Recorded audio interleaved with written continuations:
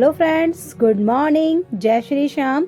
तो welcome to my new blog. तो friends, कैसे हैं आप सब? आई होप आप लोग सब अच्छे होंगे। तो फ्रेंड्स, सुबह सुबह का टाइम है और मैं बना रही हूँ आज छोले भटूरे बच्चों के लिए। तो बच्चों को बहुत पसंद है छोले भटूरे, तो मैंने छोले बनाकर ना रख दिए थे मॉर्निंग में ही जल्दी उठ के। और ये मैंने मूली और प्याज वगैरह भी काट लिया था, तो सबके सब अब नहा वहा के रेडी हो गए हैं। तो अब मैं फटाफट से बना लेती हूँ भटूरे। तो इसकी तैयारी फ्रेंड्स मैंने पहले ही करके रख दी थी, जिससे कि ना इजीली भटूरे वगैरह मेरे बन जाएं। तो मैं देखिए ऑयल को गर्म कर रही हूँ और जो मेरा मैदा है वो भी अच्छे से रेडी हो गया है। जिस तरीके से भटूरों का बनता है मैदा, तो उस तरीके से हमारा डो बन के रेडी हो चुका है। तो अब मैं फटाफट से ना गरम गरम बना लूँगी और बच्चों को ना खिला दूँगी।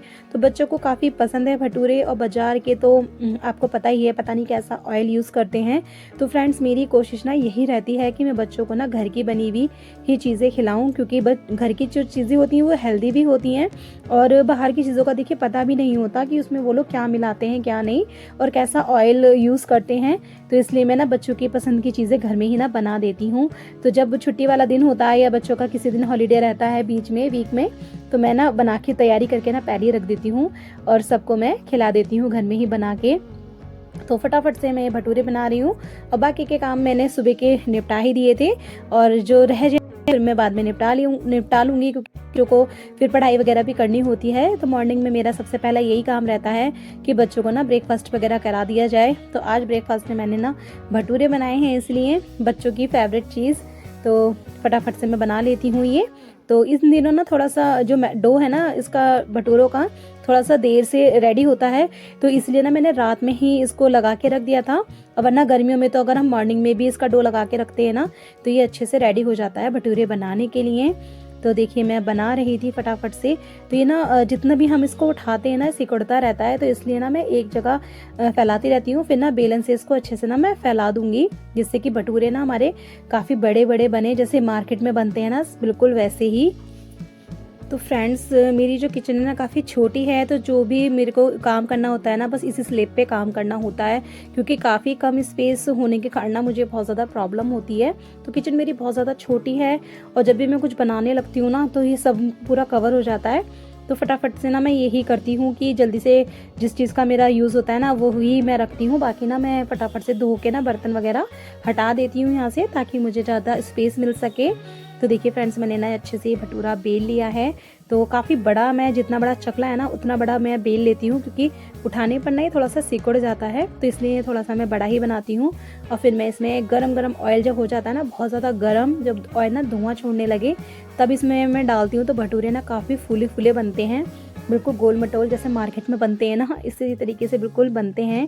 तो देखिए मैंने डो वगैरह अच्छे से लगा के रखा हुआ था, तो मैंने उतना ही बनाया है जितना बस इस समय तक खाया जाए, फिनिश हो जाएगा। तो देखिए फ्रेंड्स, अब मैं इसमें डाल रही हूँ ये भटूरा, और ये काफ़ी मतलब बड़ा भटूरा बन के आया है मेरा। तो फिर फटाफट से मैं सबको ना गरम गरम बनाकर खिला दूँगी।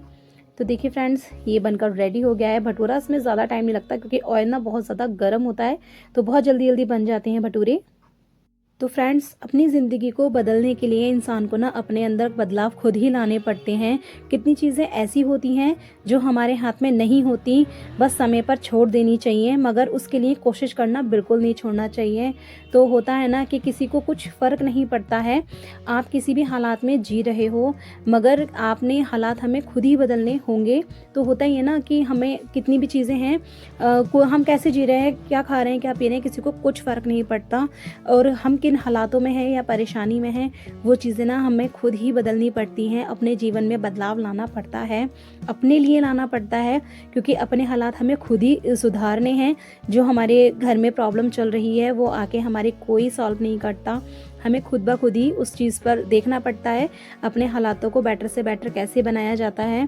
तो ये एक मोटिवेशन होता है अपने लिए ही, कि दूसरों को देख के ना कभी भी नहीं सोचना चाहिए कि ये हमसे ज़्यादा अच्छे से रह रहे हैं। ऐसा कुछ नहीं है, क्योंकि हर किसी की ना अपनी एक समस्या होती है, जो हमें दिखाई देता है ज़रूरी नहीं है वैसा होता है। तो वैसे ही जैसे हमारे हालात हैं वो हम किसी को नहीं दिखाते, और किसी को फ़र्क भी नहीं पड़ता कि हम लोग कैसे जी रहे हैं, कैसे रह रहे हैं। तो इंसान को ना अपने हालात खुद ही बदलने होते हैं, अपनी ज़िंदगी में खुद ही बदलाव लाने होते हैं, अपनी खुशियों के लिए या अपनी फैमिली की खुशियों के लिए। तो दूसरों को तो कभी फ़र्क नहीं पड़ेगा और दूसरे के हालात में जी रहे हैं, हमें दूर से ही देखकर अच्छा लगता है, मगर क्या पता उनके घर में भी कितनी परेशानी हो, हमसे ज़्यादा वो परेशान हो, दिखाते नहीं हो। तो इसलिए ना आजकल दिखावे की ही दुनिया हो चुकी है फ्रेंड्स। तो आज के टाइम में रिश्ते भी सिर्फ दिखावे की ही हो गए हैं। तो किसी को ना कोई फ़र्क नहीं पड़ता कि कोई कैसे जी रहा है कैसे नहीं। तो इंसान को ना अपने हालात ना फ्रेंड्स खुद ही सुधारने होते हैं। तो इसी तरीके से मोटिवेशन अपने आप में होते रहिए और अपने हालात को खुद ही सुधारिए, क्योंकि मैंने ऐसे भी लोग देखे हैं कि जो लोग सामने से अच्छे बने रहते हैं और पीठ पीछे ना वही लोग बुराई कर देते हैं और हमारी जो तरक्कियों से जलते भी हैं, सामने से दिखाता नहीं है कोई भी। आज के टाइम में सभी के साथ ऐसा होता है कि सामने से तो सब इतना अच्छा मीठा बोलते हैं और वही लोग ना हमारी तरक्की से चिढ़ते हैं और हमारे दुख से खुश होते हैं। तो आजकल की जो दुनिया है ना बस ऐसी ही हो गई है, दिखावे वाली, कि सिर्फ दिखावा ही रह गया है आज के टाइम में। कोई सच में हमारा दुख दर्द नहीं समझता। तो इसलिए इंसान को ना अपने जो परेशानी का समाधान खुद ही निकालना चाहिए, अपने हालातों से खुद ही उभरना चाहिए। तो मैं तो बस कोशिश यही करती हूँ, जो भी मेरी प्रॉब्लम है मैं खुद ही फेस करती हूँ और मैं किसी को ज़्यादा शेयर करना भी नहीं चाहती और करना भी नहीं चाहिए। अपनी प्रॉब्लम का समाधान हम खुद ही निकाल सकते हैं, कोई हमारी हेल्प करने नहीं आएगा। बस ऊपर वाले पे विश्वास रखिए और जो भी आप काम कर रहे हैं उसे आप करते रहिए कंटिन्यू। कभी ना कभी आपकी मेहनत भी रंग लाएगी। तो बस इसी कोशिश के साथ मैं भी मेहनत करती ही रहती हूँ कि कभी ना कभी मेरी मेहनत भी ना रंग ज़रूर लाएगी। तो फ्रेंड्स नाश्ता वगैरह हो चुका था और मैं छत पे गई हुई थी। तो मैंने जो बच्चों के और अपने ना लिहाफ वगैरह मैंने सुखाए थे, धूप लगाया था क्योंकि मौसम काफ़ी ठंडा हो गया है यहाँ पे और रात में तो बहुत ज़्यादा ठंडी लगने लगी है। तो इसलिए मैंने धूप लगा देती हूँ, क्योंकि थोड़ा सा डस्ट वगैरह या थोड़ी सी ना स्मेल सी आने लगती है, क्योंकि हम इन्हें रख देते हैं काफ़ी टाइम के लिए। तो देखिए फ्रेंड्स धूप लग चुकी थी, शाम का टाइम था ये। तो मैं फटाफट से इसे ना अच्छे से झाड़ वाड़ के बिल्कुल साफ़ सुथरा करके फिर मैं इसको ना नीचे ले जाऊंगी, क्योंकि धूप इस टाइम पे चली गई है। तो धूप लगेगी भी नहीं इस टाइम पे, तो फिर अंधेरा सा हो जाता है ना, तो प्रॉब्लम होती है छत पे आने में। तो देखिए मैं इसको ना ले आई थी। तो ये काफ़ी हैवी है, मेरा शादी का है ये लिहाफ और काफ़ी बड़ा है ना, तो अकेले लाने में ना प्रॉब्लम सी होती है। तो देखिए फ्रेंड्स इतने मेरी बेटी ने बना ली थी चाय। तो मैं उसको बोल गई थी कि आज तुम बनाओ चाय। तो बच्चों को ना सभी चीज़ें सिखानी चाहिए, थोड़ी थोड़ी बच्चों को ना आनी भी चाहिए। कभी हमें कोई प्रॉब्लम है तो बच्चे जो थोड़ा बहुत काम कर सकें।